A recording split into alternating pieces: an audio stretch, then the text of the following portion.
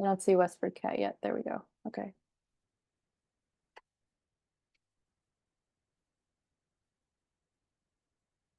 Thanks for your patience as we let everybody from the participants join in.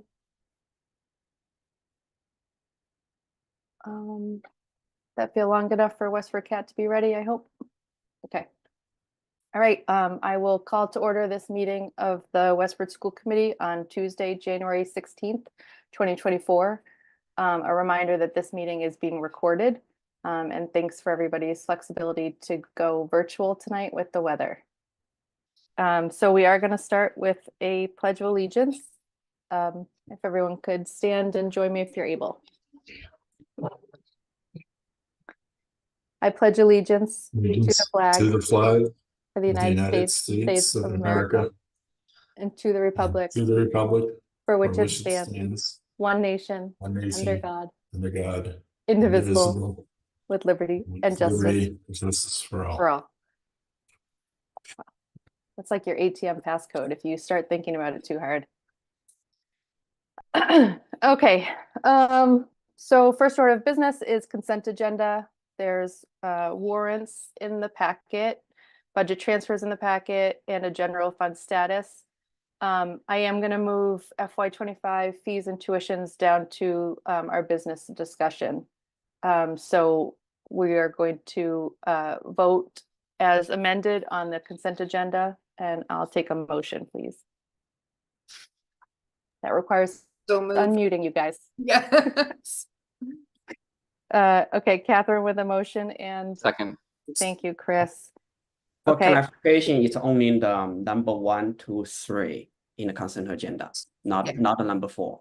Correct. Okay. Yes. So motion to approve. So the vote is to approve consent agenda 1 through 3. Yes. Okay. All in favor. Catherine. Aye. I'm an aye. Ming Chen. Aye. Chris. Aye. Sean. Aye. Marisol. Aye. And Bill. Aye. Thank you.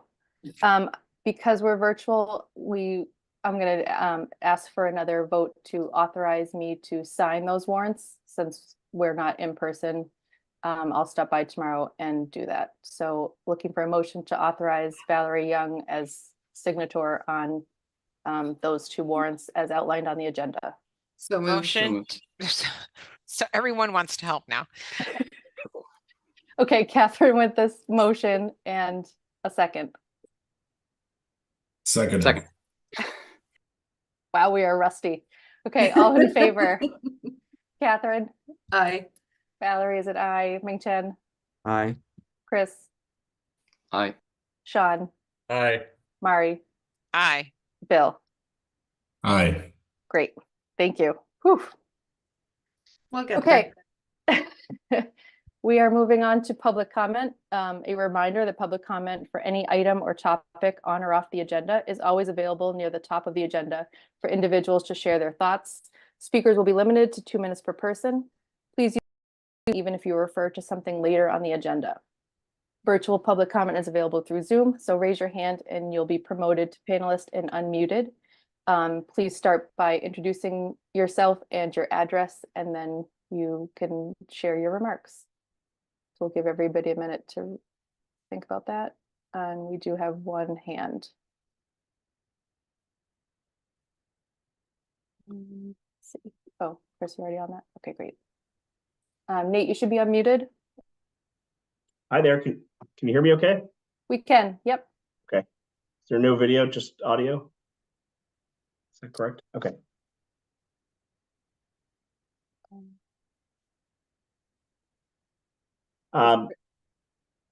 Sorry, you can hear me okay, Valerie?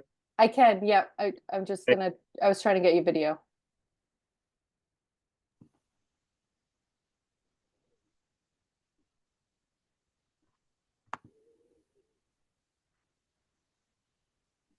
Thank you so much. Great. I appreciate it. Yep. There you go. Good afternoon. For the record, my name is Nate McKinnon, and I reside at 8 Sherlock Lane. My last name is Mackinnon. And I am a parent of a soon-to-be kindergartner in Westford Public Schools, as well as a parent of a 1-year-old. So we are new to town. And I did speak last week at the joint meeting of the select board and the school committee and the finance committee. I just wanted to attend here today, just the school committee meeting, to reiterate what I had said last week, which is I represent a group of about 30 concerned citizens from the town of Westford who have started to meet regularly and have discussions about what if we are in need of a Proposition 2.5 override in order to have a budget that allows us to sustain an adequate level of services that we've come to expect from the town of Westford, both in the schools and elsewhere across our community. And so I'm here tonight just to let you know that that group is meeting. We've had several meetings so far. Our group is growing. It is clear that there is a significant amount of concern from other folks like me that I'm here on behalf of tonight to be prepared in the event that the Board of Selectmen, the Select Board does move forward with a request for a Proposition 2.5 override, that our group will form into a formal ballot committee, advocacy committee, and will work hard to advocate to support that effort across the community of Westford. Overall, we're just very concerned. We've been following closely, both at the school committee level, what would happen to the school budget and the personnel cuts that would be necessary should we not have a Proposition 2.5 override. I just want to say we appreciate the work you've put in as a school committee. We are thankful to you and the superintendent for what you've done. We recognize that putting forward multiple budgets takes extra work. We also recognize these are not easy decisions. And so thank you for your service and your roles and trying to do the best you can with the situation we have in front of us. But ultimately, we're ready to step forward. The name of our group is Save Our Services, Vote Yes for Westford. We're in the process of developing a website right now that'll be live within the next couple days. We also have a Facebook page that's active right now that we'll be sharing out soon and hoping people will join that who are interested. And we have a web email address for anyone who's interested, which is investwestford@gmail.com. So today I'm just here on behalf of the group of concerned citizens to let you know that should this become necessary, we are watching and ready to provide support necessary to get the community to recognize what would happen if we don't have the Proposition 2.5 override and how devastating the cuts would be to the services that we've come to know and expect from this town. So with that, I will stop my public comment and thank you so much, Madam Chair. Great, thanks, Nate. We'll change role to attendee. And I'm gonna unmute Diane Wood. Diane, would you like video too? No, that's okay. Okay, Thank you, go ahead. Diane Wood, 122 Depot. And my question is more of a process question for, Dr. Chu and the school committee. I sat in on and have been sitting in on many of the school committee meetings as well as select board and FinCom meetings. And last Thursday night, I think was one of the first FinCom meetings where a number of town departments were reviewed line by line, and some good suggestions and opportunities for a reduced budget did come into play, which are going to be reviewed and potentially brought to the table.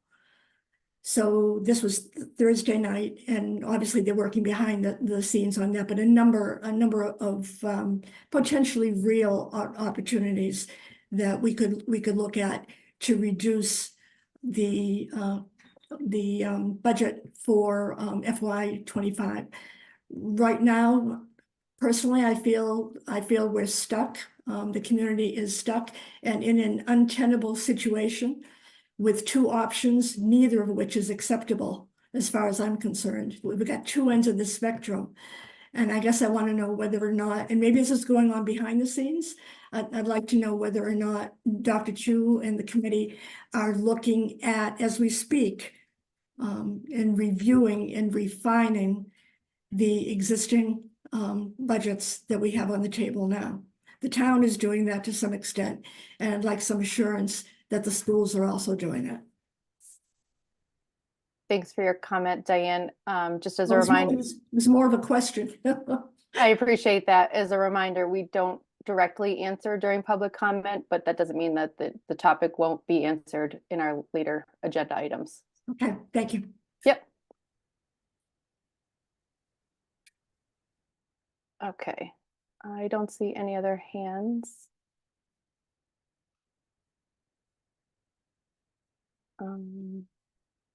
Okay, great. So next up is informational updates. I don't see any of our students, but it is midterms week, so I was not expecting them. So why don't we start with the superintendent? Thank you. Yes. I actually have just one update that is a little bit different than what we've done in the past. I've tried to make all of our updates, very positive things that we're sharing with the community about things that students are doing. And something that came up recently that I thought was an important thing for us to share was this notion of the different challenges that sometimes exist in different buildings that it might be important for us to kind of share those with the larger community as well. So just before the winter break, we actually had an interesting scenario at the Abbott School where 4 of our classrooms lost power because of a very specific electrical conduit that was going underneath the floors. And so we had a handful of families that went into the parent conferences and saw that Principal Meyerson had done a nice job working with the custodians in the building to figure out how can we solve this problem. And so they had, run some extension cords over the hallway, things that you would not want to necessarily see when you're walking into your child's school. And so I wanted to just kind of share that with the full committee about we do have some unique scenarios in some of our buildings, such as this, where because of this one specific panel in the electrical, infrastructure of the building, couple of classrooms lost power, and the only way for them to supply power until they were able to get under the floors during the vacation week was to run extension cords. So I appreciate Principal Meyerson's work with the custodians in the building to try to creatively solve the problem quickly so that people were able to get what they needed. But it was kind of a unique situation, which I think is something that we're going to hear a little bit more over the next couple of months as we continue to do our building visits and we're talking about just the different needs that we have in our 10-year master plan. So I just wanted to share that with everybody tonight, which is not the typical celebration that I try to share, but I thought it was something that was important for everybody to be aware of. Thank you. Anything from the assistant superintendent? Okay. School committee updates. I'm just gonna, Oop, sorry, go for it, Bill. Catherine, you go. All right, the school start times subcommittee tried to meet last week on Friday. We had to cancel that meeting. We are looking at getting together soon, and obviously we're in the thick of budget season right now, but looking at a potential timeline where possibly after the February school vacation week, we could be ready for some recommendations to present before the committee and the public. So that's kind of our timeline right now, and we will update as we go along. So Thank you. Catherine? Just a DEI update. First of all, a reminder that the town DEI group are meeting at January 31st, the end of this month. But also our school DEI group, the subgroup working group on handbooks, we actually met last week. We're reviewing the handbooks at the moment through a DEI lens, which is in our STIP plan. And we have identified already even just kind of some basic issues with the translation pages, languages and standardizing that. So that's kind of the update on DEI. Thank you. Anyone else for school committee updates? Oh, yes. Wait, Catherine, did you raise your hand? Forget something? I just wanted to say something, Sean. I don't know if you were going to say it for CPAC, but if just in case people aren't aware, January 18th, Thursday, there's the know your understanding your rights kind of and the IEP that CPAC are running. So just for people to be aware, it's a virtual free to all, everybody and anybody to come learn the IEP, and obviously with the new IEP coming on board soon, I assume this will be of value to a lot of people. Thank you for that. And I have seen that in principal newsletters and other places. So, Dr. Chu? I also just wanted to, Catherine, talking about the DEI update, it just reminded me again, tomorrow night at 6:30 is the Who We Are documentary that was that was actually presented in Lowell a few months ago, in that we've been able to work with the town DEI along with the school DEI, worked with the organization to get a showing tomorrow night at Westford Academy. We did ask for people to RSVP, but honestly, if someone is able to show up tomorrow night at 6:30, you would be welcome. Even if you weren't able to RSVP, that was just helpful for us to understand how many people might be there. But the doors will be open for people if they're able to show up for this documentary tomorrow night at 6:30. Thank you. I have a couple updates to add. I made it to the art calendar ceremony last week at WA. I think everybody is familiar with that product of the art club. We, as school committee members, receive a copy every year. They produce it as part of the classes, and the staff votes on the submissions, and then they do it as a fundraiser.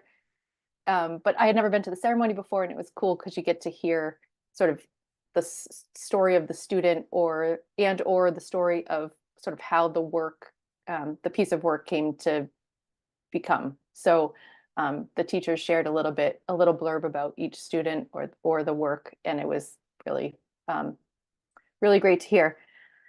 I also want to remind my fellow colleagues to let me know if you'll be in person or virtual on Thursday night at our budget hearing.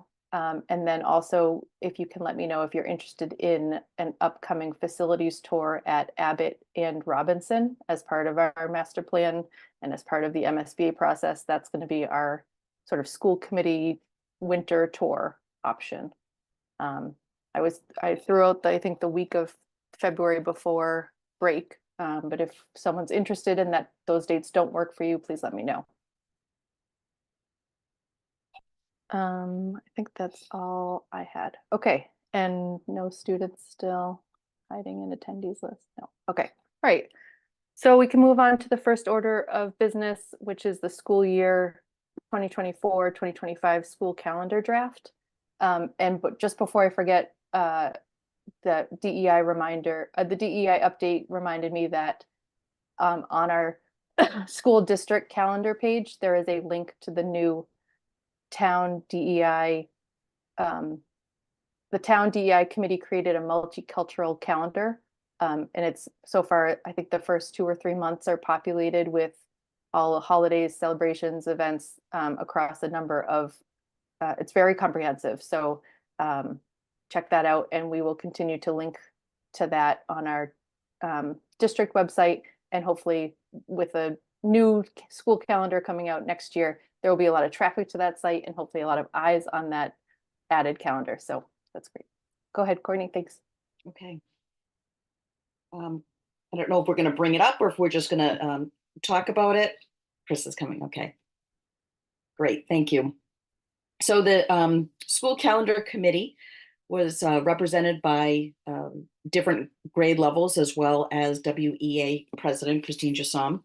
And we met over a series of 2 different meetings to take a look at our upcoming calendar for 24 and 25. As you can see, the first thing you might notice is a slightly different format that was recommended to us that a member had seen in a neighboring district. And this kind of reduces the visual clutter that we had on our last calendar and really highlights each month and what those events would look like. This was particularly recommended based on families that might have students in across multiple grade levels, and it's easy to see the highlight of what they need to worry about for each month. We've also reduced the color in there, only choosing to represent the no school days with a shaded red, while maintaining all of our religious and cultural holidays, even if it lands on a Saturday or a Sunday, so that teachers who are looking at this calendar also have that reminder that complements our policy as far as not assigning homework when it might impact a religious holiday. And then on the back side is typical information that has been updated as well. Nothing, not too much there, but again, just trying to streamline the information. I think at one point we were really trying to use the calendar to communicate in so many different ways, right? Always highlighting something and bringing it to somebody's attention, which we needed to remind ourselves that we have so many different ways of communicating with our families, and whether that's through the weekly newsletters that come out or anything else on the website. So we were really just trying to streamline this calendar format with the intent of what it's supposed to be, and that is just to show the school days and what might be impacting. Earlier today, it was brought to our attention that we wanted to double check the celebration for Diwali. We did check multiple resources and landed on one date that somebody wants us to take a look at to make sure that it's not the following day, which is the big celebration where Diwali is observed. So according to the religious calendar, it looks like October 31st is a Thursday, and that is the day that Diwali is observed. And the community member was just asking us to double check to make sure that it wasn't actually Friday, November 1st. So we will do a double check on that. Great. Thank you for that intro. I'm sure everybody has a copy from the packet, but I appreciate you sharing it too, Chris, for anyone watching at home. Ming Chen, I see your hand. Yes. So I'm glad Courtney actually is mentioning Diwali because a few years back the school committee made a decision that we're going to actually start having some cultural and then religious holidays off. So in the last few years, we had Yom Kippur off, we have Diwali's off, and then we have Adi off. And then in the last couple of years, the lunar calendar was always falling on weekend, but next school year, it's actually not on weekend, but it's not an off day. So lunar calendar was always not actually getting a day off. I'm actually requesting Courtney to look into that. Okay. What date is that? Next year, it's January 29th. Okay. Thanks for It was thanks not for, a problem in the last couple of years because it always falls on weekend, but next school year it's January 29th. Okay. thanks for raising that, Ming Chen. Catherine? I just wanted to, first of all, can I just say I love the look of the new calendar. I think it's much more readable. So thank you for that. I wanted to just kind of raise an issue that maybe it's worth having a small discussion, or to see if any of the other committee members have any thoughts on. Again, just by looking at the early release days and specifically looking at the conferences, and then we also have a professional development day in February and March. So I don't know if anybody got any feedback over the conference days this, the change that we've done so far. But I did kind of, my own experience and thoughts was I found having the early release days on the Wednesday and Thursday, quite disruptive in terms of the whole week, and wondered if there was any consideration given to pushing the conferences to the Thursday, Friday, so that they kind of they come in at the end of the week. And so I'm kind of proposing that maybe we could consider that. It would just be shifting it by a day for both. And then specifically, the February 4th and March 4th professional development days, again, it's an early release day on a Tuesday, and it's the front half of the week, and trying to minimize disruption. And again, I wondered if we could consider even moving that to the Thursday, or even better still, the Friday, again, to just try and at least allow for the kids and staff to have a solid teaching block without a lot of disruption. I mean, I know we get the November and May Tuesdays for professional development full day. It's obviously out of our control of when those days happen. But I'm just kind of wondering if there's possibility of shifting those early release days towards the back end of the week, rather than on Tuesday. I kind of feel like people are just getting going.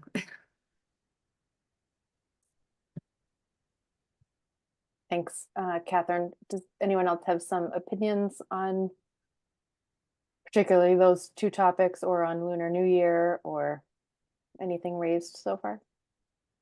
Or feedback on the new format?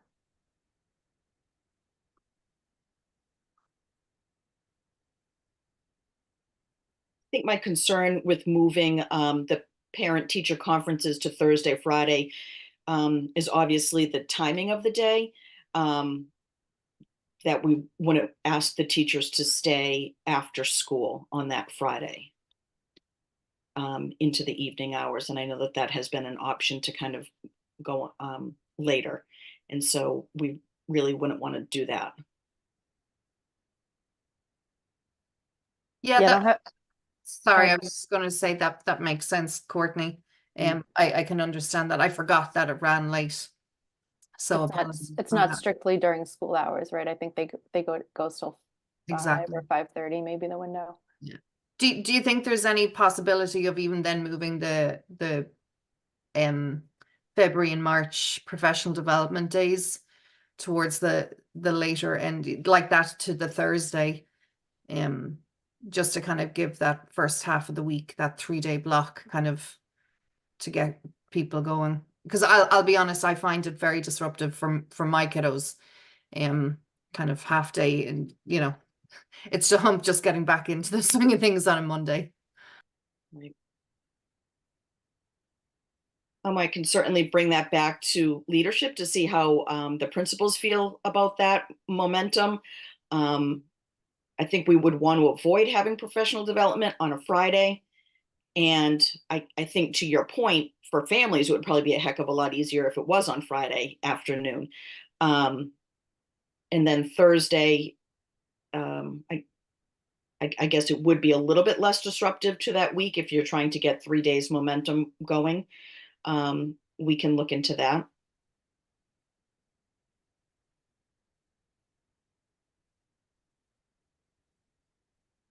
Any other feedback from committee members? I think I saw on the second page, and just making sure the dates are all are snug and ready before they're published, but I think the graduation date listed is still 2024, so just making sure that everything lines up, so. Thank you. Numerous eyes go over the drafts, but feels like there's always something, right?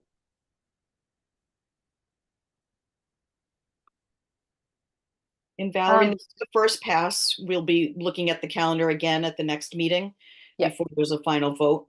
Yep. Thanks for that reminder. So that's just our committee practice to,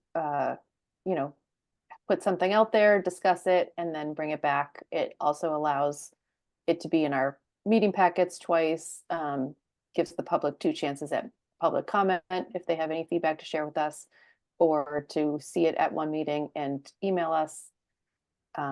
So I guess I would also echo Catherine's request to see if leadership has feedback on moving those to Thursdays. You know, I guess from my point of view that they are kind of the same to me, but if there's no hesitations, then, and it can help somebody, then that's worth it. Dr. Chu? I guess my question would be like one of the things we've talked about a couple of times is, granted, the consistency of where those early release days exist, right? So we've talked about spreading them out. I know there was a number of years where that happened so that they weren't on the same day because of the negative impact that that could have with the different school schedules that exist. And then we've talked about, whether they would always exist on the same day, if that was an easier thing that was more predictable for families. And so at the end of the day, I guess I would be more curious about hearing from the committee about that, regardless. Like, I think Catherine's point is well taken, that if it's at the beginning of the week, that might be a little more disruptive. But if we're looking at consistency, then is there a difference from the parent perspective, whether it's a Wednesday or a Thursday? Take it for what it is, as a collaborative principle, and we have a dozen half days built into our schedule for professional development, and they're all on Wednesdays. And we've kept that consistent for parents and for our staff. So I would kind of echo that same sentiment, that, sticking to one day probably is along the board helps everybody. So. And actually, just to echo Bill's thing, one of my kiddos is in another school that out of district that do Thursdays, and actually it works really well. And it's like that first Thursday of every month is that early release for professional development, and that has worked really well. I think as we're looking at it, there are some dates that we have no control over. And so as we look at the different election dates that we're trying to utilize, those tend to fall on Tuesdays. So I would imagine that, that sort of leaning towards a Tuesday to try to be consistent makes sense.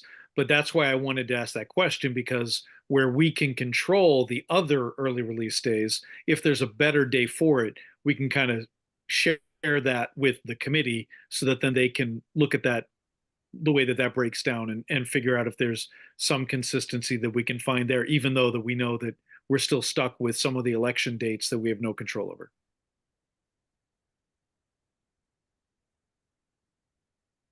Great.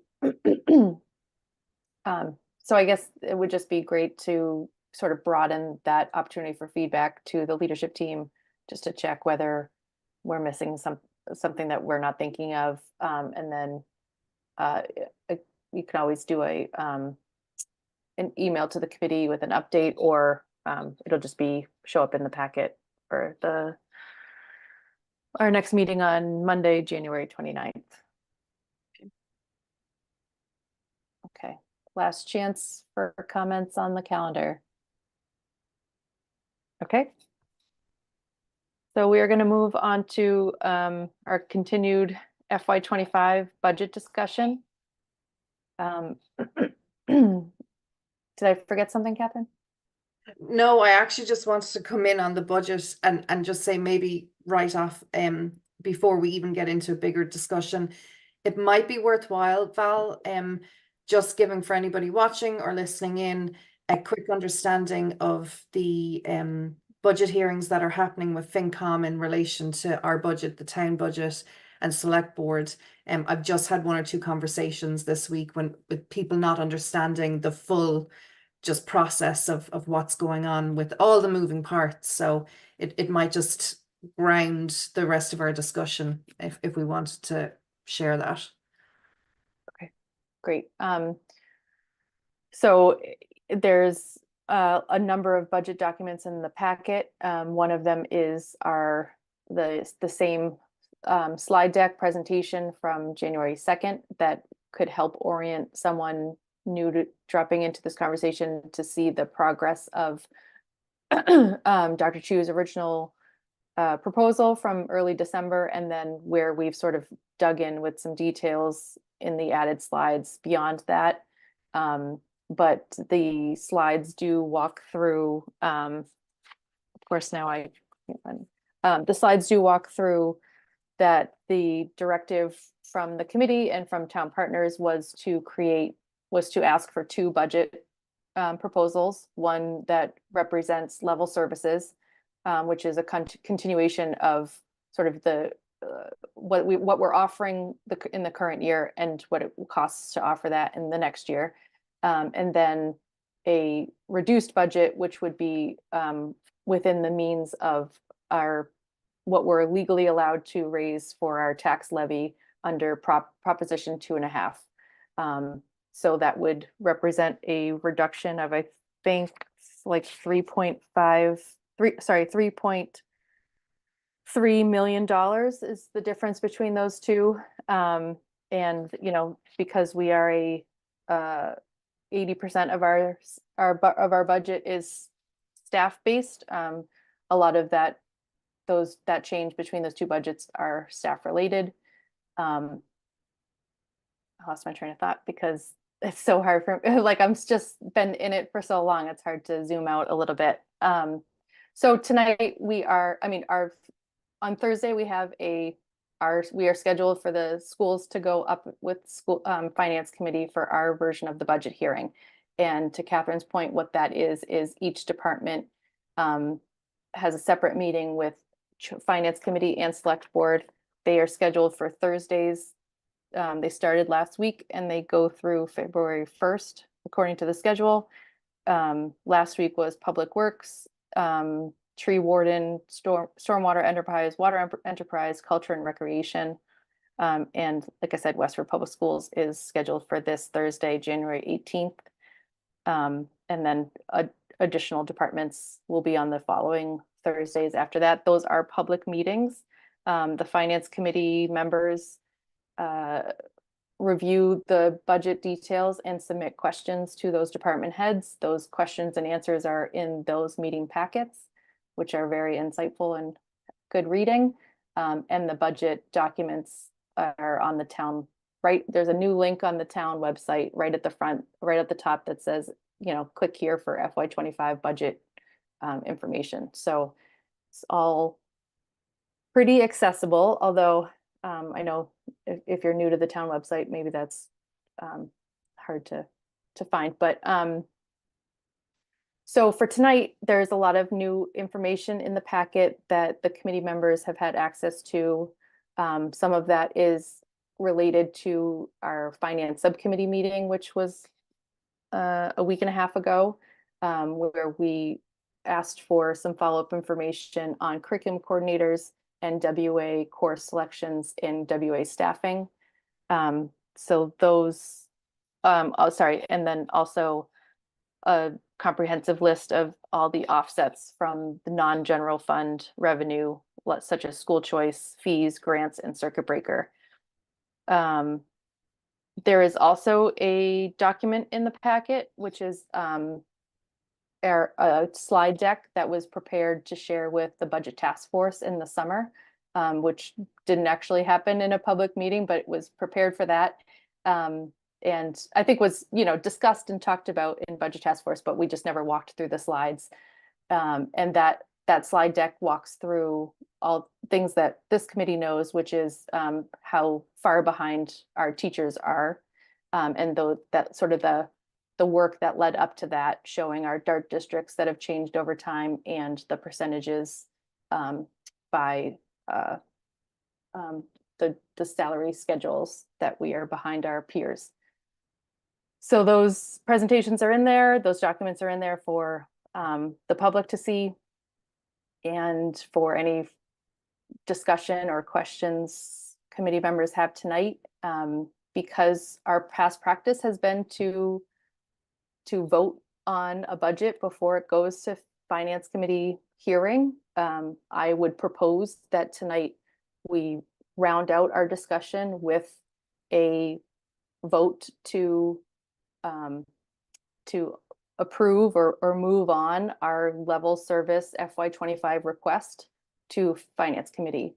And then I don't think that precludes us from further discussion on what's in the B reduced budget, or what we might as a committee and as with our town partners and by listening to the community, what we might end up adjusting along the way through the Finance Committee hearings, and again, by our continued public participation and listening to the community. So I'm going to stop talking there and see if anybody had questions based on documents that were in the packet or wants to bring up a discussion point, or has questions about the process, or literally anything that they want to say out loud to break up the monotony of my voice. Ready? Go. Dr. Chu, thank you.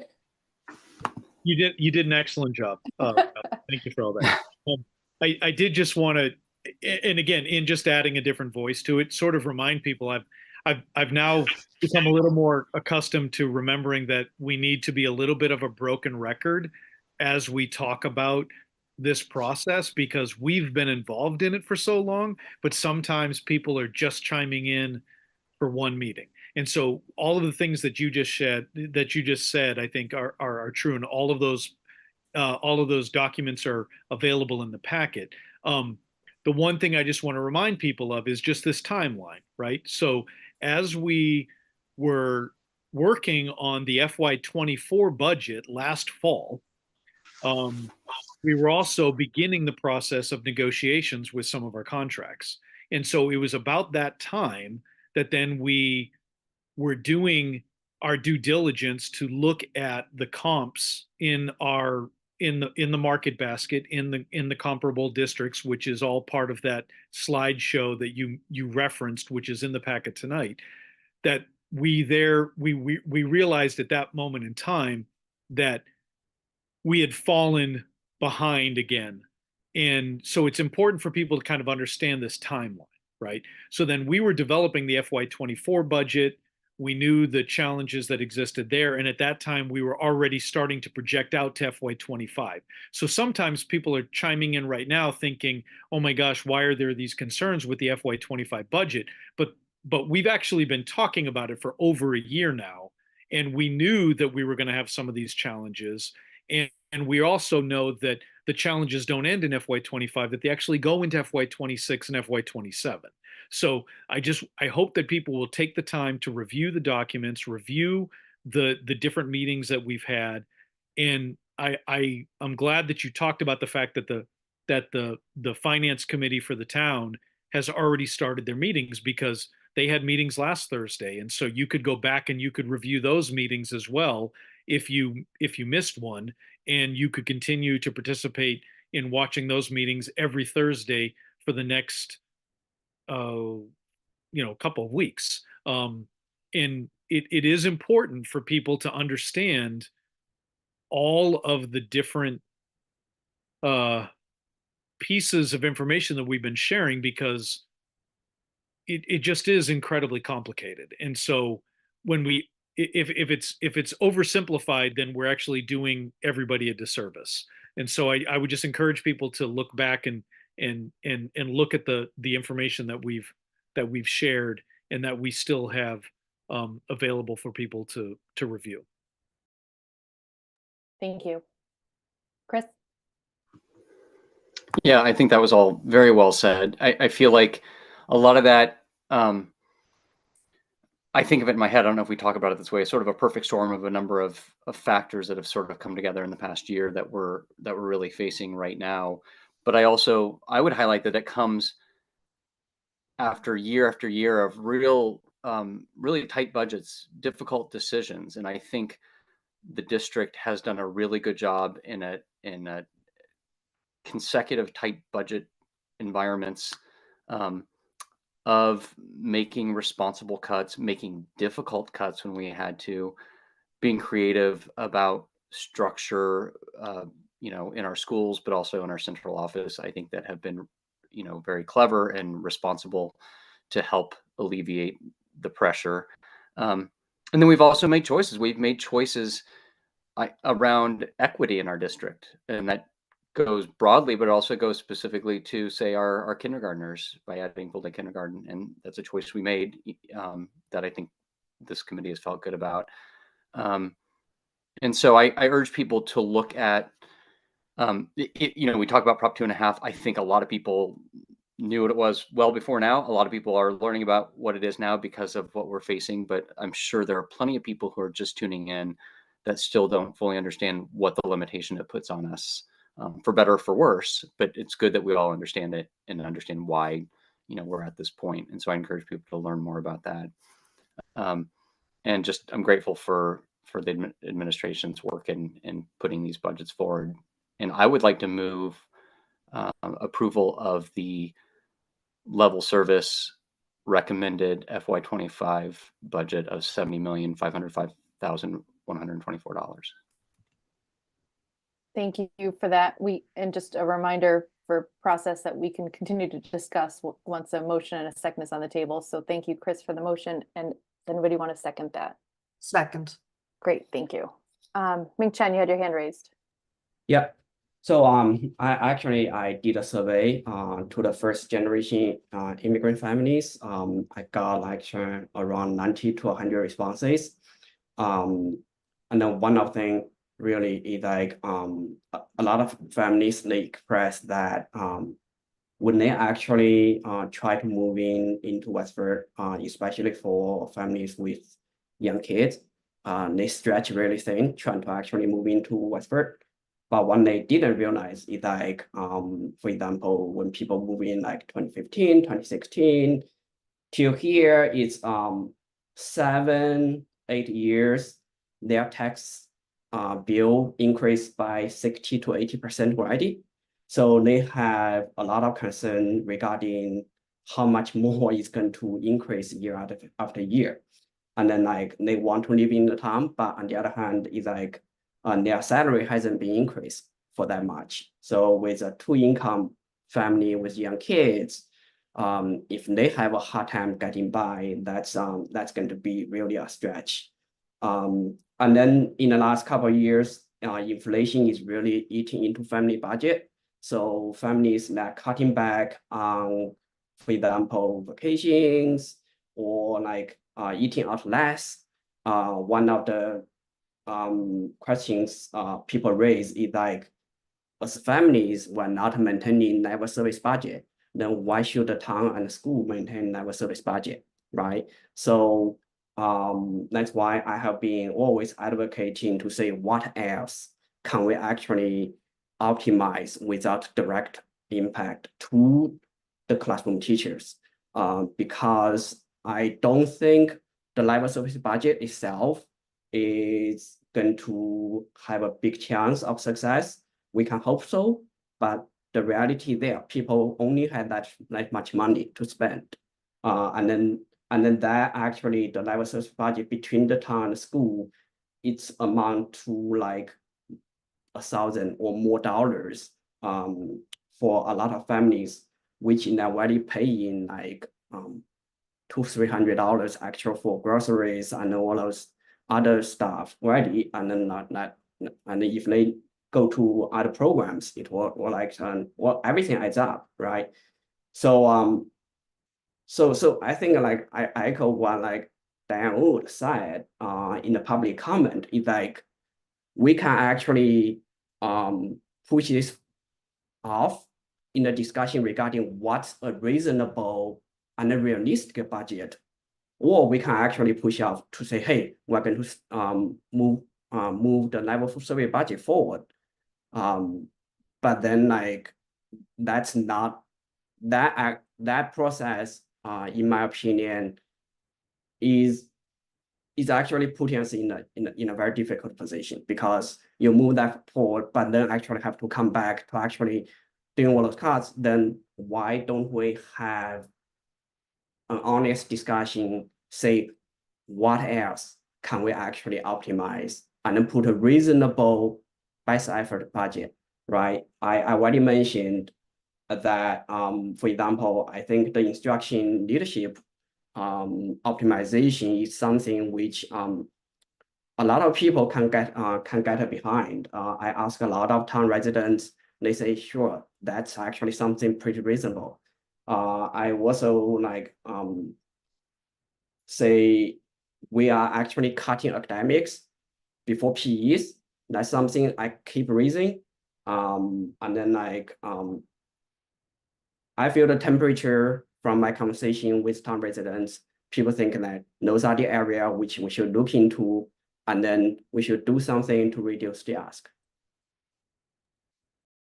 Thanks, Minchen, for sharing that. You know, I to speak to some of that, I think that we are all hearing a delicate balance between being responsible taxpayers, being responsible to the taxpayers, and striking that balance between what the school system and our students and our staff need. But one point that you raised that I thought might be helpful was, Dr. Chu, could you give a status on the PE discussion that happened at our last meeting? Sure. So I reached out to some other superintendents, and I was able to get some information from a district specifically that had utilized an alternative to the PE requirement, which is what is established in the law. That district specifically was responding to, if you remember, we've talked a lot about the tier focused monitoring, the TFM, which is the way in which DESE will come in and will audit districts on multiple levels, typically with the special education services, but it can also include other aspects as well. And this district specifically, they had a finding in their TFM that they were not providing physical education for their juniors and seniors. And so that was an action item that they had to correct. DESE actually recommended that they come up with an alternative because they didn't have the funding to support the number of staff members that they would need in order to provide physical education for all of their students. So they had a waiver, if you will, or permission specifically from DESE to develop an alternative to the PE requirement based on their district's findings in the TFM and based on their what the staffing pattern that they were able to support with their finances. So it's a little bit different than what people have been presenting when people will pick different districts that have done different things with the physical education requirements. There's still no clear information from DESE as to whether anybody can just have these alternatives or not. The law is still pretty clear that it is a required course for everybody. So we've looked at that, and I'm continuing to look at all those different the different documents that they shared with me to see what they did, and the memos that were presented to the school committee and the votes that they took. It would be something that the school committee could look at in terms of if they wanted to revisit the policy that was established a couple of years ago. I don't know for sure whether DESE would support it, because for us, it's not a staffing concern at this moment in time in terms of what we already have. So I don't know how they would respond to that specifically. The other piece is that they still have to provide the class for all students. So as we can continue to explore, I think, the physical education requirements that we have and the policy that we have, we will still always be required to provide the class for students. It might provide students an alternative, and if students met certain criteria, they might be exempt from the courses. But it still would leave us at a point where, similar to the way regional districts, we aren't held accountable for this in the same way, but regional districts that receive significant funding for transportation, they have to provide transportation for every single student in the district, whether they access it or not. That's the same thing here. We would still have to provide the courses, even if students were exempting out of it. So it could provide some leeway, but I don't necessarily know if it's the same, if it would provide the same information that some people were hoping it might, in terms of when we were looking at the different requirements. So we as a district can't say the seniors don't have to take this class or the juniors don't have to take this class. We would still have to provide it for everybody. We could provide an exemption if DESE were to honor that or approve that. My concern is when you compare that to the data that I've already shown with to the committee in terms of the class sizes that exist at Westford Academy, we should still be looking at consolidating certain sections in certain departments just based on the enrollment of those classes. Thank you. Catherine? Can I just ask Dr. Chu, and forgive me, I haven't got to the high school yet, and I'm not an American high school experience, but anecdotally, from what I gather, you know, in previous years, up until a couple of years ago, I believe there were options. There was some flexibility as to when you could take your PE requirements, or you had a bit of you know, kind of leeway in that, or flexibility. And my understanding was at that point, some of our VPA classes and ensembles had higher rates of students in them. But once the PE changes were made, it became kind of tricky or impossible for those students to continue taking their VPA classes and meet the now kind of changed PE requirements. So forgive me if I've got it completely wrong, but that was my understanding. And so I'm curious that if we have options of flexibility again with that, would we see an impact on our class size on those electives?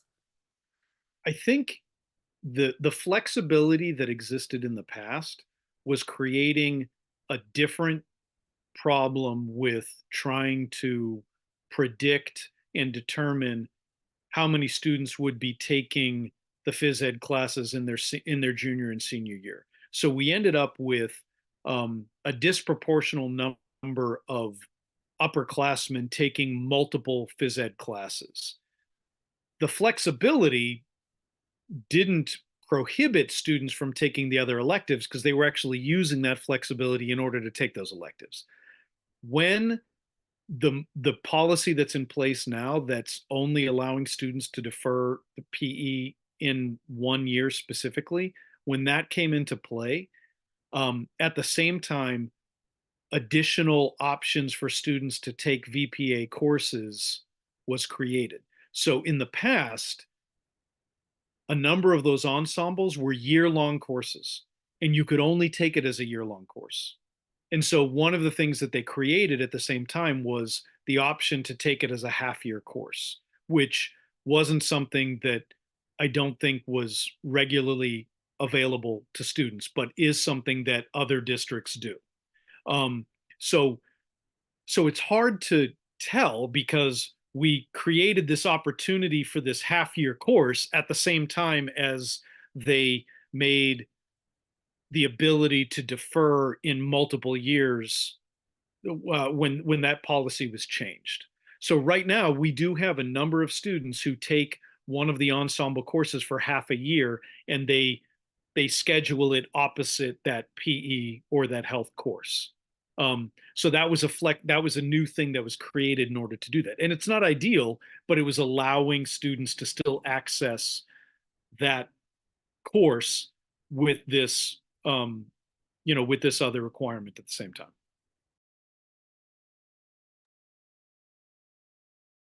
Any follow-up questions to that topic, or would that be? So another point I heard you raise, Ming Chen, was about timing, and I hear you. Well, I guess I disagree a little bit that we're in a bad place if we move a level service budget on to FinCom, because I think that the last couple weeks have been discussion rich and information rich, and we've got a lot of new information, and I just don't think that we have. I know I'm not ready to sort of pick and choose things tonight. So I would prefer to see that happen over the next couple meetings, and then and also get feedback from FinCom that we could use in our discussions and adjustments as well. I think in our tri-board meeting with the select board and FinCom that last Tuesday, there was a discussion about what the next couple weeks will be, and what I think the plan is that there will be, after those budget hearings, will be the sort of the points that came up from FinCom's hearing questions and the select board's reactions to those will may end up adjusting what has been proposed so far. So I think I see the school committee just sort of following that process along with our own budget and sort of meeting at that point with our own adjustments then. But I'm one of 7, so if open to discussion. Ming Chen? Oh, sorry, Catherine. I'm just going to see if he has a. Ming Chen, did you have a thought on that? So that's my biggest fear of this moving along process. It's like we're moving along, but moving along with things which we know is uncertain. And then we know like it's going to come back. So I have a hard time to say we're moving along, but we know we have to actually change. That's the thing which I say putting something out there, and then which we don't 100% believe is going to stay. So that's my biggest problem. Yeah, I hear you. I think that the way I'm looking at it is just that this is what we believe. The current proposal is what we believe, or what, if you vote in favor of it, would be what the committee represents our level service request. That doesn't mean that we think that's the best balance of taxpayer feedback and school needs. It's just what our level service request is.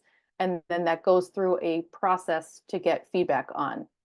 But I'll switch to Catherine. I just wanted to note as well, I know we talk about this being our level service budget, not to lose sight of, we have been making efficiencies these last few years along the way in terms of enrollment and stuff. And included in this part of in this particular budget is, we've changed our SPED, our special education van fleet transportation, and we have created an in-district program for our 18 to 22-year-olds.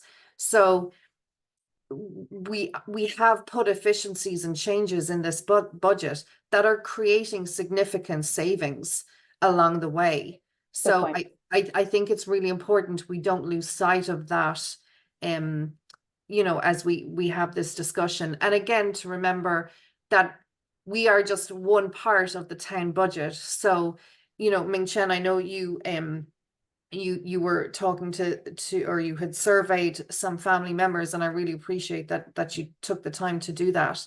But right now we don't have a definitive number.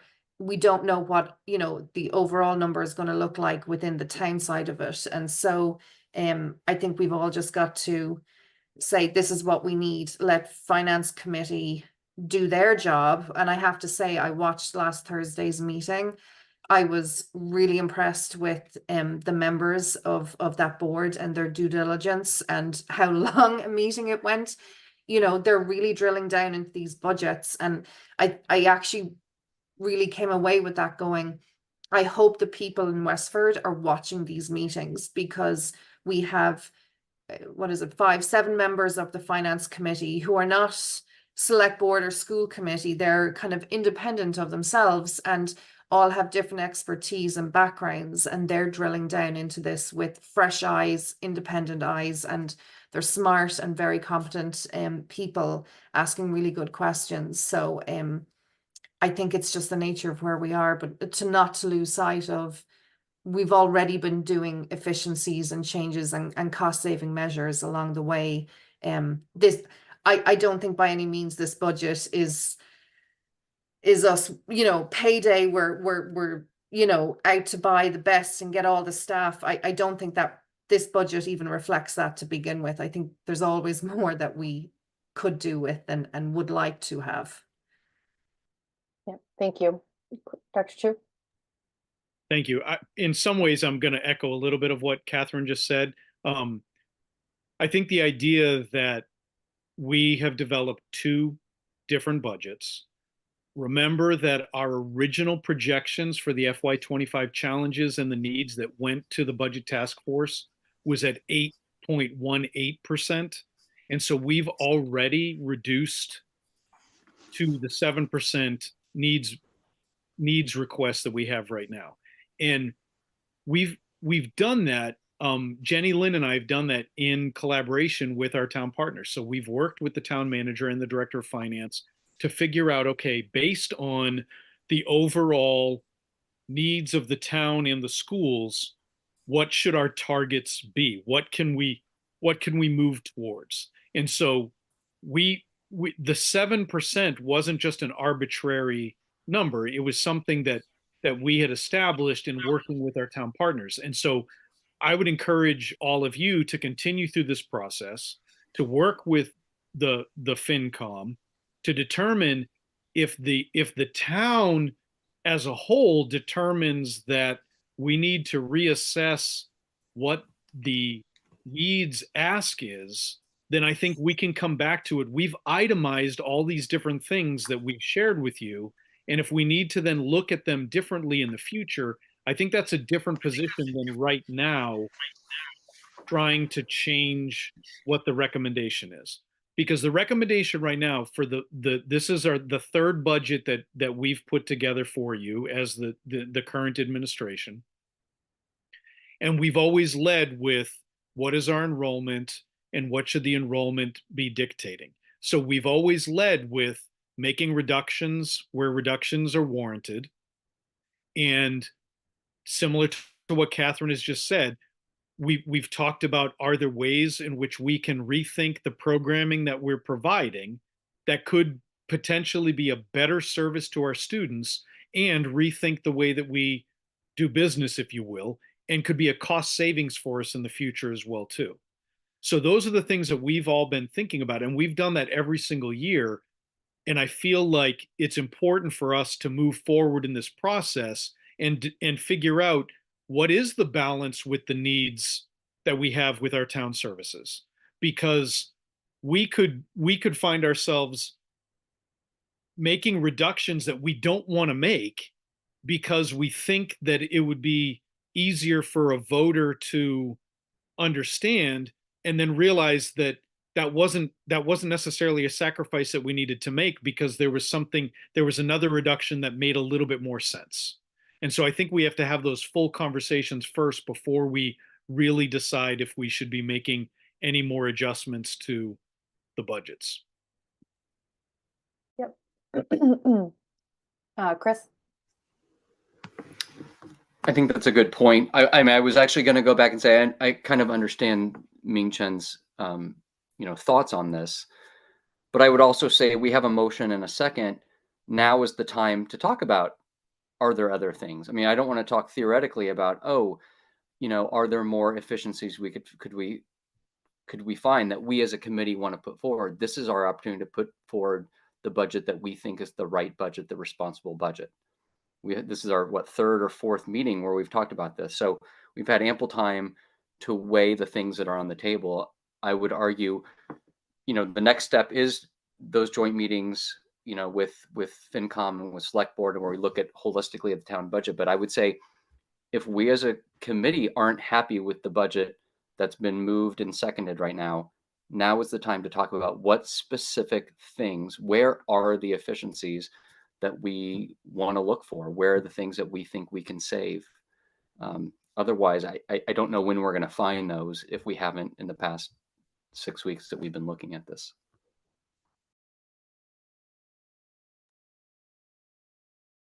I guess that was a good segue. If there's any other feedback from the committee, I guess I'll just reiterate, the way I see tonight is to say this is our request, and this based on, to Dr. Chu's point, based on a collaborative target. Now, and again, I think it's worth mentioning that we are hearing pockets of the community and trying to balance that. So I don't know that the 7% increase and the 70 million is exactly what it would look like at March town meeting. But that's what we have in front of us today. And that's what I would like feedback from FinCom on, excuse me, on. And I think unless there's other comments, I guess we would be ready to take a vote on that.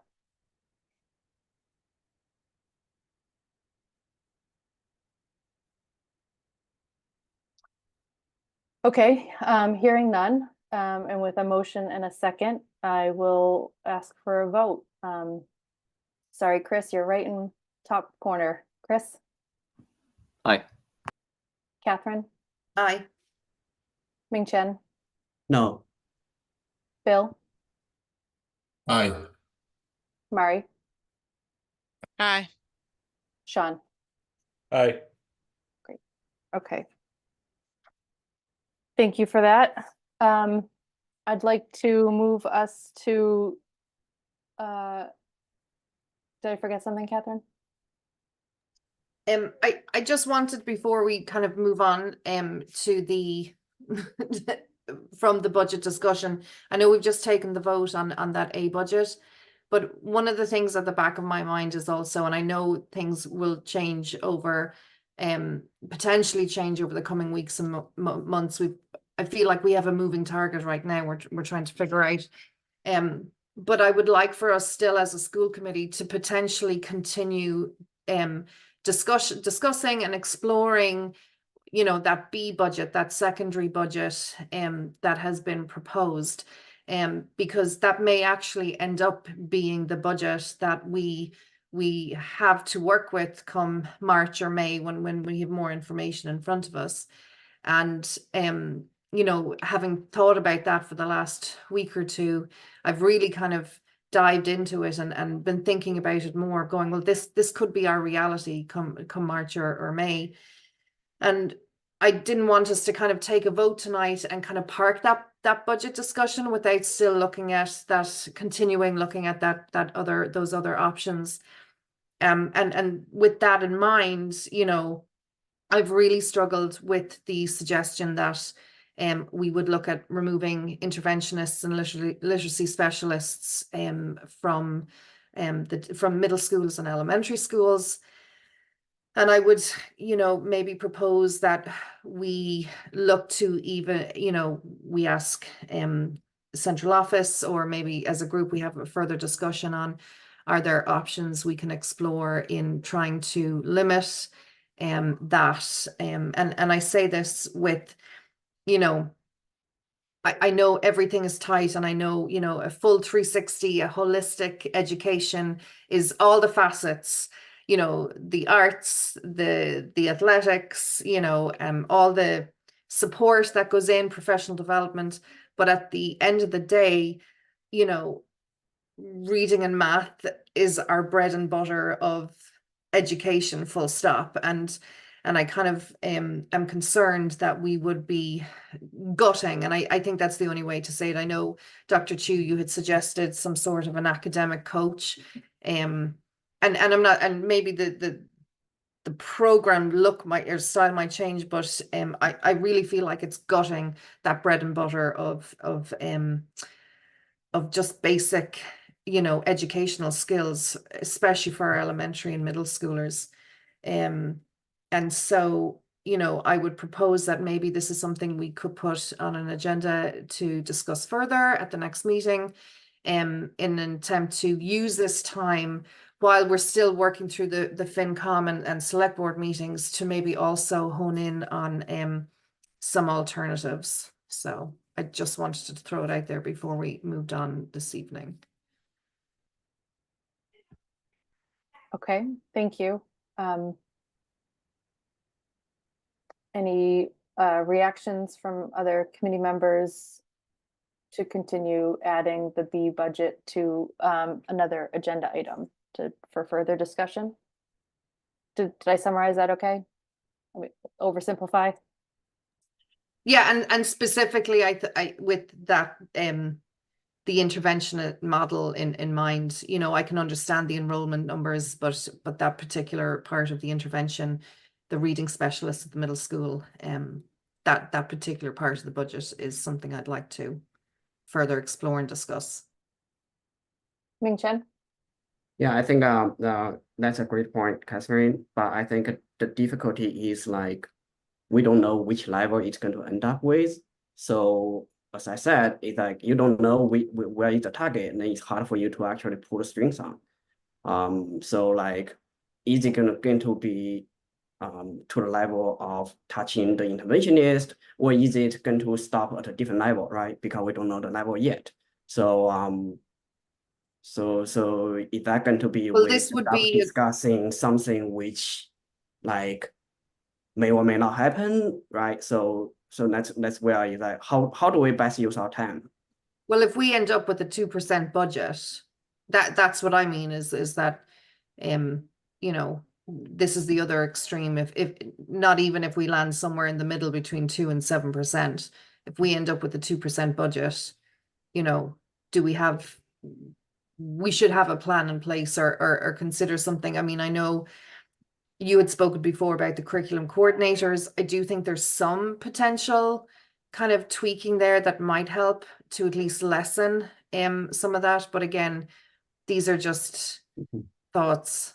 Yeah, and also like if we look into the B budget, I think the school committee needs to actually really work with our town partners, because the 2% allocation is significantly lower than previous years, right? So in FY23 and FY24, the school was being allocated 2.89% in both years, and then FY25 allocate for 2 years. And that's the other question people are like asking is like, is this kind of, I don't know, I don't want to use the word sabotage for the non-override budget, but like, is this done intentionally to make the school look worse from the allocation point of view? Okay. Right. Yeah. Thanks for sharing that. I'm gonna see what Chris raised his hand. Thanks. So I just wanted to voice support of Catherine's proposal that we continue to have this on the agenda. I think that's absolutely the right thing to do. And to Ming Chen's question of how do we do that if we don't have the target number, I think we can very thoughtfully start looking at some of the proposed items that are in that B budget, and we can come up with a tiering of them, right? We can come up with what are the things that are the last things we would get rid of, and what are the things that maybe would be earlier, such that if whatever override number were proposed, we would already have a menu of potential reductions, efficiencies, things like that ready to go. So I think that I could see that being our work in the next few meetings is as a committee looking at those and deciding what's in the, put them in different buckets of what we would, you know, say go first versus go last. Dr. Chu? I was just going to share. I mean, we have we know that none of these we don't like any of these recommendations. So I need to continue to say that to people, right? In terms of the reductions, we don't like any of them. We have itemized them as best as we can with a very specific system, because that in itself, itemizing people's positions can also be cold and heartless. And so I don't want to approach it that way as well too. But we do have a system in which we look at what does a potential position equate to the finances and the budget. And we have shared that with all of you. So I think in our future meetings, if we want to start having conversations where you start sharing your priorities, we can listen to that, and we can certainly consider those things, and we can share with you the different costs for different options as well. I do think that at the end of the day, it is your responsibility to vote on the budget and to vote on the final budget.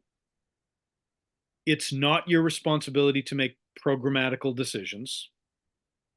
It's our responsibility to collectively collaborate with each other. Because if you don't like the decisions that I make with the budget, you can fire me. But it's not your responsibility as a school committee to actually make decisions as to line item numbers and what we do with the budget. It's your decision to vote the overall budget.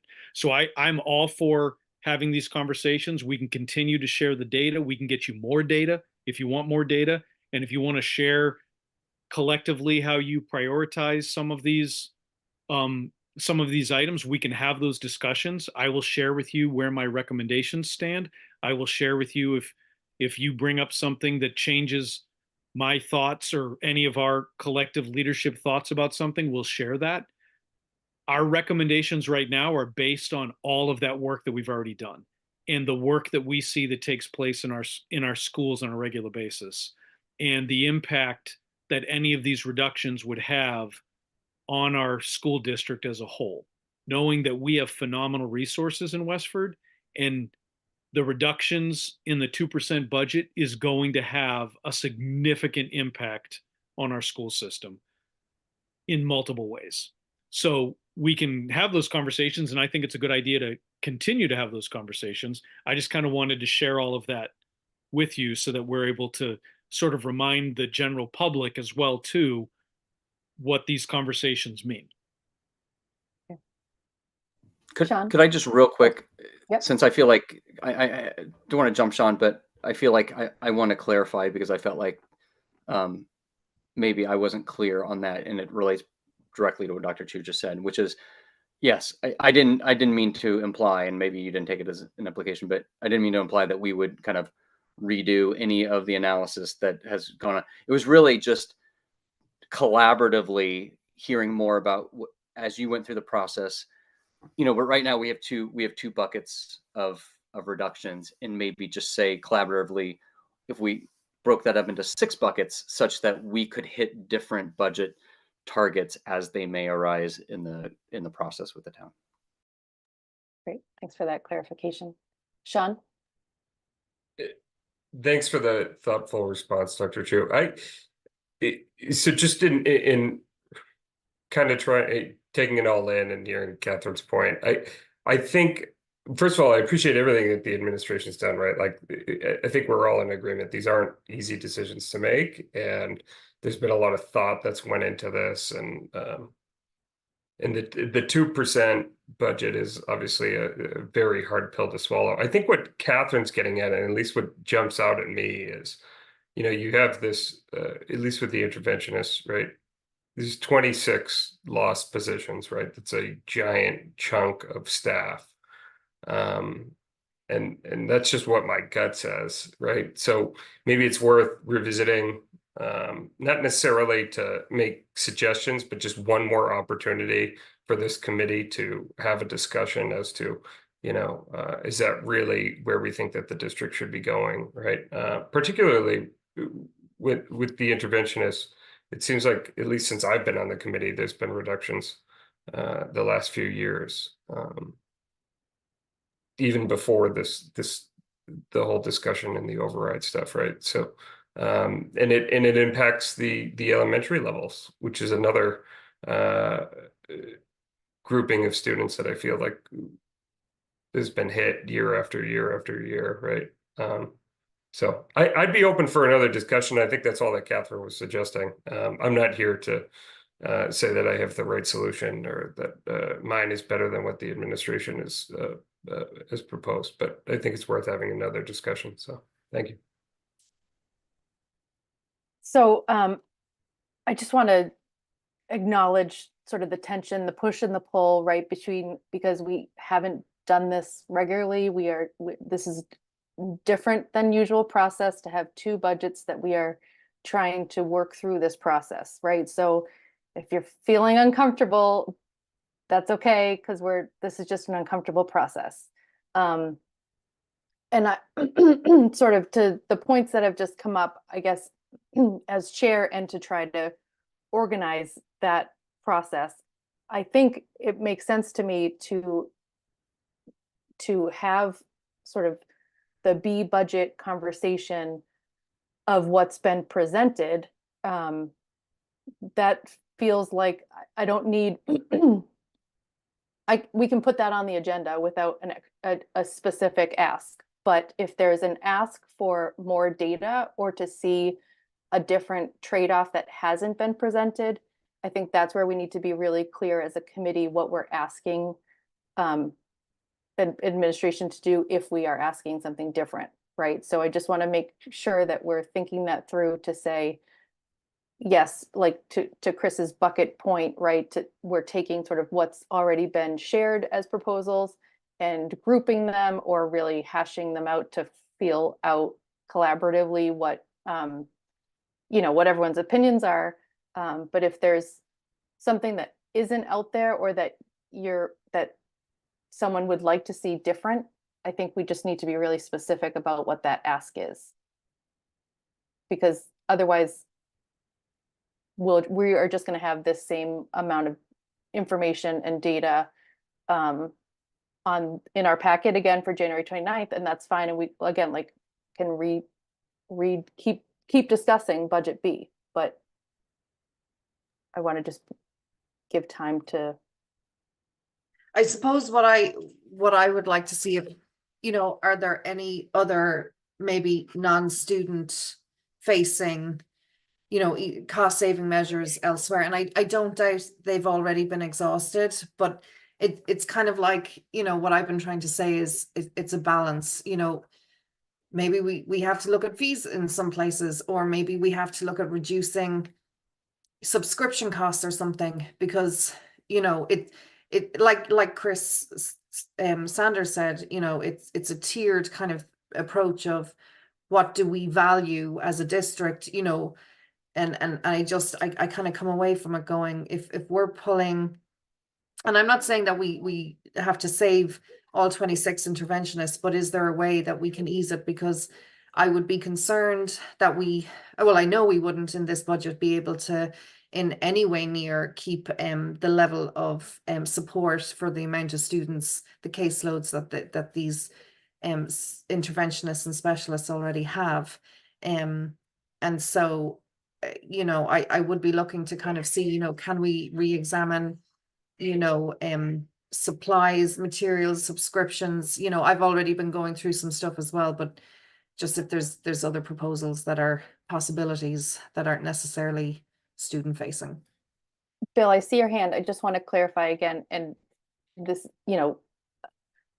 I think what Dr. Chu's point was that they've done what they've done to have their recommendations. So if your request is how much revenue would we get if we increase the bus fee this much, or I guess that I think, and correct me if I'm wrong, Dr. Chu and Jenny, but I think that's the level at which we're at now, right? That there has been the work that led to these two proposals with the numbers and the amounts and the list, and then if there's the will of the committee to see something different, we need to be specific about that. Bill? I was just going to echo again, I think we've talked about that number about 80%, but when 4 out of every $5 are wrapped up in salaries and positions and benefits, that the sheer reduction to move from a 7% budget to a 2% budget, from somebody, you know, from the little bit of budgeting I do as a principal, the supplies and the materials, any of those, you know, ancillary things aren't going to matter when you're talking about positions.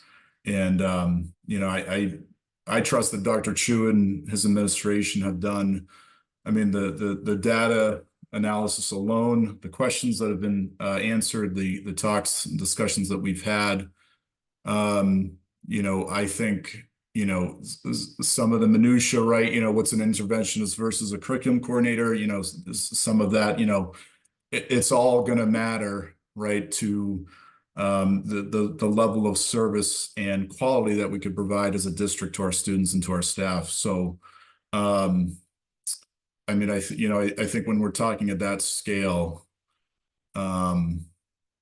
I mean, I understand, you know, how can we twist, you know, and turn and get the most bang for our buck. But that B scenario, the 2% scenario is just would just be a drastic situation for this district. And you know, I think we need to, you know, move ahead here, keep it on the back burner, so to speak, and then you know, press ahead and so it's my 2 cents. Thanks, Bill. Chris?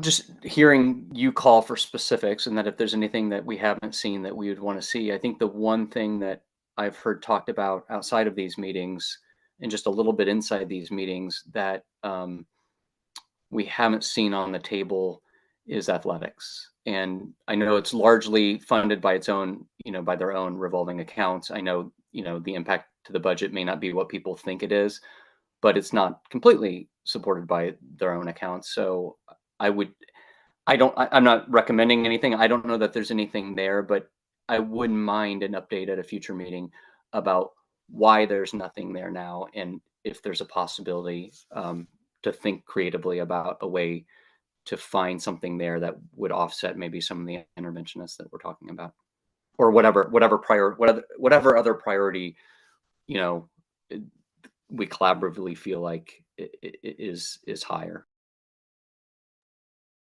You cut yourself off, but I heard your point. Yeah. Go ahead, Dr. Chu. Yeah, thank you. I appreciate you asking that, Chris, as well, too, because I do think that one of the things that we've said from the very beginning, and we've tried to be consistent with this in the way in which we looked at the reductions that we were talking about, we were trying to not eliminate opportunities for students. And that's one of the reasons why we didn't look closely at athletics. You're right, the cost savings is not that much. And we can look into it a little bit more. So I'm glad that you asked that question, and we certainly will. But even with all of the interventionists and with all of the different things that we've talked about, we still know that supports will be available to students. And we know that courses will still be available to students. Some electives at the high school level in the 2% budget would some specialty electives would no longer be available, but the core content classes would still be available. So that was sort of the way in which we looked at it. So I just kind of wanted to share that with people, which is why we didn't necessarily look at athletics, because we didn't want to say, oh, we're just going to eliminate certain sports or certain levels of sports because of that loss of opportunity for students. So that's just the way we've been trying to balance it out. But we'll look at it. We'll look at it so that we can have the conversation to see, okay, well, what does, you know, what is the cost, you know, analysis to different things, so that we have a, you know, so we just have that information and we can have a more informed discussion about it. Thank you. Thank you. Catherine? Just coming back then on your specific request, Val, first of all, I do appreciate Chris, the idea of relooking at the athletics, and I know some of the Q&As already in the packet as well. kind of gave us some information on that. So I would be really interested in actually having a bit more of that discussion in this spirit of something to look at. I mean, coming out of the gate, I admire and respect and really do support the curriculum coordinators and the role that they play in our schools. But again, it's something I think, it's kind of, wants versus needs. And maybe, I'm not saying that we would remove them entirely, but could we consider restructuring them a little bit more, and maybe possibly increasing some of the class contact time that they might have currently? There's a few at the high school who have 0.2 from what I can gather. Maybe we could consider increasing that to a 0.4. One of the other things, Dr. Chu, you mentioned last week as well, or in our last meeting, was that, a lot of our secondary, middle school and high school staff, they're specialists already within a lot of what they teach. They're an English teacher or they're a music teacher, and therefore possibly don't require the same level of support like some of our elementary teachers do, who are essentially trying to teach 4 subjects. And therefore, could we reimagine a little bit of what that curriculum coordinator kind of support in that 6 through 12 space could look like? It's not, I'm not suggesting it would be a massive saving. We potentially could look at tweaking things to, 2 or 3 changes might, like that, at least continue to give us some level of support in terms of intervention in the elementary and middle schools. I mean, I know you said we would still have support with our academic coaches, but we just clearly wouldn't have enough academic coaches to give the level of support we currently are doing it. And so I'm trying to minimize that what that number would look like of students with no support in that aspect. Dr. Chu? Thank you. Yes, thank you, Catherine, for that. One thing I do want to remind everybody of, which it isn't something that we've talked about because it was something that we explored, Catherine, to your point, one of the things we looked very closely at our curriculum coordinator model, and we had considered and explored multiple versions before we presented to you what the proposal was. One of the impacts of any changes to the teaching expectations for the curriculum coordinators would be that they have bumping rights. And so one of the things that the committee has asked a lot about was the impact on those WA sections when we are talking about the reductions that we already had there. If we look at increasing and I'm just throwing this out there as right now, just as a point of information, I think we should have these conversations in other meetings, and I'm prepared to have them. But I just want everybody to know that the reason why we went away from that was because we knew that if we were to change the curriculum coordinator model that we have at present and increase their teaching responsibilities, it would have an impact on all of our Unit A members as well too, because they have seniority and they have bumping rights back into the classroom. So for every class that a curriculum coordinator picks up, it's going to be a class that another teacher is no longer going to be able to teach. So it would be a reduction in some other place as well too. So those are just things that we considered.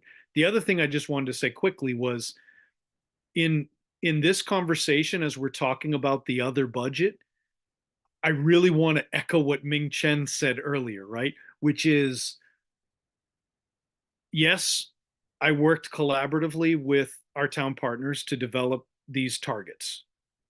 My question is, if we end up in a scenario where we need to look at the more reduced budget in order to live within our Proposition 2.5 constraints, how can we increase that 2%, right? Because for the last 2 years, we've received 2.89%, and that's included reductions. So that will be one of the conversations that I think we'll need to have when we're working with the FinCom and when we're listening to the feedback from people. I mean, you talked about the questions that the FinCom have had. I hope people look at the packet to see all the questions that you've all asked as well too. You've asked questions, you've shared email questions with us, you've shared questions that that have come to you from different angles. We also have received well over 80 questions from our FinCom members that we've tried to prepare for them ahead of time so that they have that going into the hearings. I hope people review all of those to see the thoughtful questions that people have had. And it leads me to think that there might be some scenario where these two move. The 7% might move and the 2% might move. You know, there might be a little bit of movement in both cases, but that's just going to require more conversations for us. So as we're talking about what adjustments we might make, like when you talk about, yes, 26 interventionists, that's a very difficult thing to kind of comprehend, right? That we would actually reduce that many people and create a new model. There might be some version where it's not that number. You know, the other thing that we've talked about is the literacy specialists. The literacy specialists, we're not removing them. They would still exist in every single building, and they would still be working in every single one of our elementary schools. We were looking at where in one level we had 2 of them for every school instead of just 1. So those are the different things that we can kind of talk about it as we have these continued conversations, looking at, you know, potential scenarios that we might find ourselves in. Thank you. So just trying to keep track of things that have been suggested and check that you, Dr. Chu, feel like you have what you need. I heard athletics. I don't know if you answered the curriculum coordinator question or if Catherine would still like to see that. Still like to see that? Is that the head nod? Okay. Is that clear enough? To have that be, those 2 be discussion points for January 29th? I think we can continue to discuss them. Yeah, I think January 29th we'll have had our first hearing as well too. So it'll provide a little bit more. Again, you can see all the questions that they've asked. We did share them with you, even though they're not public yet because the hearing hasn't taken place. But I would say a lot of their questions are in line with the questions that you've been asking. So it's not like it's not like there's a silver bullet someplace, right? Right. That we're all hoping, yeah, right. I appreciate it. I appreciate the fact that everybody's doing their due diligence. Money in the pencils or the printing or the, I know. Right. We'll keep continuing to look at it, and we can. One of the things that gets it's weird doing it in Zoom again, right? Because we're in the same room. It's a little bit easier, right? But you know, sometimes it is kind of important in situations like this. Like if I kind of go back to the will of the committee, right? Like we will. Jenny Lynn has done a job beyond jobs. She's probably already working. She's probably already working on something that we've mentioned. Chances are she has all the numbers, right? It's just a question of which scenario then we're going to look at, because I just want people to appreciate the fact that she's not dealing in just hypothetical projections. She literally is dealing with exact employees with the costs, rolling every individual over. What could this potentially cost with every single contract item that exists? And it's hours upon hours upon hours upon hours of work that she does to actually make sure that everything is accurate. So we have that. We have the details, and we can bring different things to the table. I don't necessarily want her just spinning wheels. So if it's the will of the committee, I'm happy to do it. If it's no offense, Catherine, but if you're the only one asking the question, I'm kind of like, maybe Jenny doesn't need to spend all the time if the rest of the committee doesn't need to see it. So I'd like to see a little bit more, you know, confirmation from everybody if that's the direction we want to go. Great. So that's a great segue. Thank you. I'll open it back up to the committee. I guess I wanted to add, so the things I've heard so far, correct me if I missed something, was athletics breakdown and curriculum coordinator reorganization. One thing that I guess I would add for a follow-up discussion point would be the bus fee, if only because it is tied with an increase. I think the budget task force showed that we are in the middle of it. I tried to do a little napkin math, and it's hard to tell what an increase would be tied to in revenue because of the family cap and stuff. So if there's a data point that makes it easier to sort of play with that and see what that would be. And again, I think early on, fees were not on the table because it is an override, a potential override conversation. So it's hard to tie that with a potential tax increase. But if we're talking about the B budget and what kind of things would we be looking at, I think fees should be part of it. And I would ask to start with the bus fee. So I don't, unless someone can disagree, but I don't think we need a formal vote, but I would like to see if there are other committee members who agree with all three of these further points, some of them, none of them. Please unmute and share your thoughts. Yeah, that's some of the option I talked about in the finance subcommittee meetings. Is like if we're not going to actually get 7%, like right, where can we actually raise more revenue? Where can we actually look into some of the like restructuring, right? Okay.